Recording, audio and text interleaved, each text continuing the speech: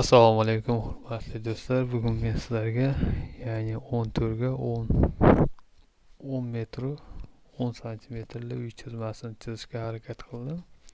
Ya'ni yumaloq shaklda desa ham bo'ladi. Tomi umumiy bitta yopiladi. Shunaqa shaklda uy, ya'ni fundamentlari hammasi qirqman, o'zgartirganim yo'q. Agar mana перегородка devorlarni o'zgartiraman desangiz, asosiy mana 1, 2, 3 ta 4 o'zgartiraman desangiz 30 qilsangiz ham bo'ladi. 30 qilganingizda shunda sizga 10 santimetrdan uyingizga qo'shimcha qo'shiladi. Ya'ni bitta xonangizga, ikkala xonangizga 10 dan qo'shilmaydi. Bittaga agar mana qisqartirsangiz ya bunga qo'shasiz, ya bunga 10 santimetr qo'shasiz. Bu yerda esa koridorga qo'shasiz yoki bu yerga qo'shasiz. Xullas do'stlar, boshlaymiz. Avvalambor hammaga aytib qo'yishim kerak deb o'ylayman. Hurmatli do'stlar, ko'plar kommentga yozyapti, ya'ni siz bilan qanday bog'lansak bo'ladi, siz bilan qanday ulansak bo'ladi. Do'stlar, har bir videom tagida описание deyiladi, ya'ni ko'plar tushunadi buni. Описание bor, ya'ni har bir Telegram kanalim, Odnoklassnik kanalim, Instagram, Facebook kontakt kanallarim bor, saytlarim bor. Va ishdan keyin albatta kelib har biriga javob berishga harakat qilaman. Agar video tagini ko'plar ko'rmasa kerak, chunki kommentlar ko'p kelyapti bu savol bo'yicha. Shuning uchun videoni yoniga qo'yishga harakat qildim. Ya'ni mana ko'rib turganda hurmatli bizni tomosha qilayotgan do'stlarimiz biz bilan qanday biz bilan bog'lanish uchun mana Telegram kanalim, ya'ni Telegram kirib uchastkali uylar chizmasi deb yozsangiz chiqib keladi, yoki Odnoklassnik mana shuni tersangiz chiqib keladi. Siz terib o'tirmasligingiz uchun videoni tagida qoldirganmiz. Albatta любойni ustiga kelib bitta bossangiz avtomatik ravishda kirib ketadi o'sha Telegram kanalimga, Odnoklassnikka, Instagramga, Facebookga. Shunday.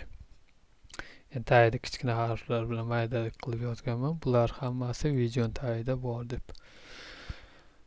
Shunaqa. Xullas do'stlar, uy chizmasini boshlaydigan bo'lsak, ya'ni ko'rsatadigan bo'lsak, uy chizmamiz aytib o'tganimdek 14 metrga. Do'stimiz bir so'raganida 14 metrga 10 metr bo'lsin. Aslida do'stimiz chizmasiga qaraganda 12 metrga 14 edi, ya'ni va unda edi, ya'ni darvozaxona.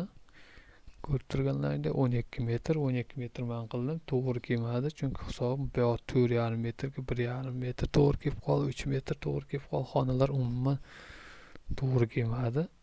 O'lchamlarni ozgina o'zgartirib harakat qildim 14 metr qilib chiqarib berishga.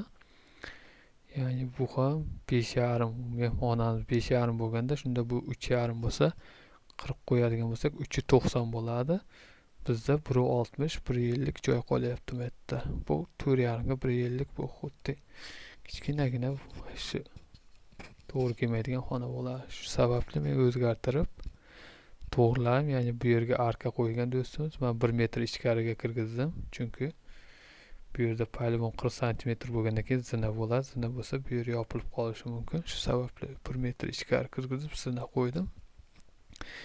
Eshik qo'yasizlarmi, arka qo'yasizlarmi, bu o'zlaringga albatta fantaziyalaringga bog'liq.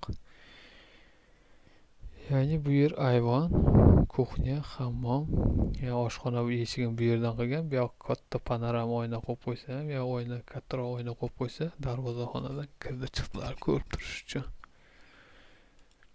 Xullas, do'stimiz kompyuter variantda chizib ko'rsatishga harakat qildim, ma'qul keldi. Ma'qul kelgandan keyin sizlarga ham ma'qul keladi degan umidda YouTube kanalimizga chiqarishga harakat qildim. Ya'ni do'stlar, boshladik. Kirganimizda darvozaxona, ya'ni 4 metr 80 santimetrga 3,5 metr o'lchamda darvozaxona. Fundamentlari 40 santimetrdan ko'rsatilgan. Kirganimizda 10 qo'lga burilsak, bismillah deb 10 qo'lga burilganimizda, ya'ni oshxona 2 metrga 10 santimetrda oshxona. Fundamentdan 40 qilganman. Agar sizlar o'zgartirsalaring ham bo'ladi, ya'ni 30 qilsalaring 10 santimetr qo'shiladi. Oshxonadan chiqib, ya'ni to'g'ri yursak, ya'ni bu yoqqa tomorqaga chiqadigan yo'l 1 metr 10 santimetrli yo'l. Ya'ni do'stimizni aytishi bo'yicha yana 1 metr bu yerda qoldirilgan. Tashqaridan pojarni xod qildirib. Bu yerda 1 metr 10 santimetr yani ko'chaga chiqadigan hovli tomorqaga chiqadigan joy, yo'l.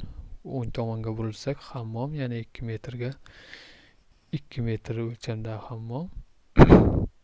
Bu yer yana bo'lib kichkina rajivalka qo'ysangiz bo'ladi, chunki kiyimingizni almashtirib hammom kirish uchun.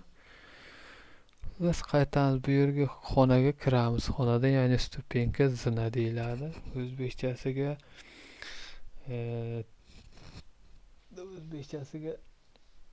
esimda yo'q hozir, uzr.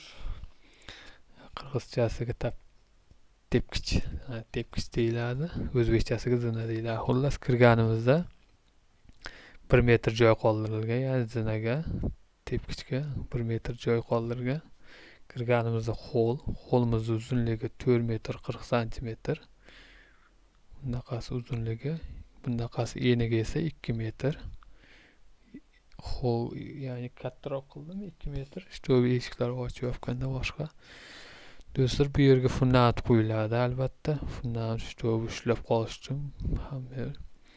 Ya'ni fundament qo'yilgan joy bu yoq katak chizganligim sababli devor qo'yilmaydi. Ya'ni ayvon bo'ladi bu. 2,5 metrga 3,5 o'lchamdagi ayvon bo'ladi bu do'stlar. Bu yerdan chiqib o'ng tomondagi xonaga o'tsak 2,5 3 o'lchamdagi 2,5 metr bu yog'i 3 metr bu yog'i o'lchamdagi xona bo'ladi. Bu yoqdan chiqamiz. Yana bitta xona xuddi shu xonaga razmerda 2,5 o'lchamdagi, ya'ni 2 metr 50 santimetr o'lchamdagi, bo'yiga esa 3 metr o'lchamdagi xona bo'ladi. Strelkada sal adashdim, uzr so'rayman oldindan. Bu yerdan chiqib xo'lda oxirida xona, ya'ni mehmonxona. Men eshigini katta qilishga qaror qildim. Mehmonxona eshigi kattaroq, ya'ni mehmonxonamizning uzunligi 5 metr 40 santimetr. Eniga esa 3 metr 50 santimetr o'lchamdagi mehmonxonamiz. Bu yerdan chiqqanimizda yana bitta mehmonxona, ya'ni ikkita mehmonxona. Buni ham eshigini katta qildim. Bu yerda yana devorcha bo'lish kerak edi. Xayoldan ko'tarilibdi. Devor chizish. Ya'ni kirganimizda uzunligi 6 metr 40 santimetrga 3 metr 50 santimetr o'lchamdagi mehmonxona bizda, ya'ni ikkita mehmonxona bo'lyapti. Ikkita xona, bitta ayvon bo'lyapti. Bitta oshxona, bitta hammom, ya'ni hojatxona tashqarida bo'ladi. Endi xonalar kam bo'lganligi sababli bilmadim, do'stimizni chizmasiga qarab chizib berdim. Bu yog'i o'zini fikri qanday joylashish, menimcha shu ma'qul bo'lgani uchun shu chizmani jo'natdi bizga.